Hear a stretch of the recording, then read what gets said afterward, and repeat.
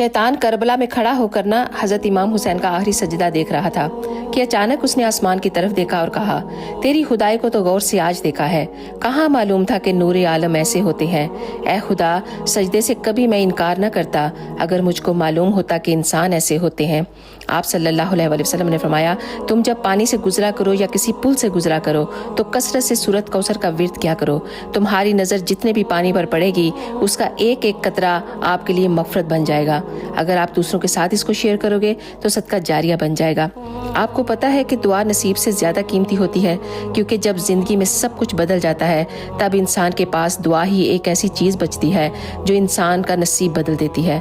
तो मेरी आप सब के लिए एक छोटी सी दुआ है, अल्लाह ताला आपको अपने अलावा किसी का मुख्ताज ना करे, आपको सदा आबाद रखे और हमेशा आपको अपने घर वालों के साथ हमेशा हमेशा खुश रखे। अगर आपको ये वीडियो अच्छी लगे तो प्लीज़ एक दफ़ा इसको शेयर करके भी ज़रूर जाइएगा।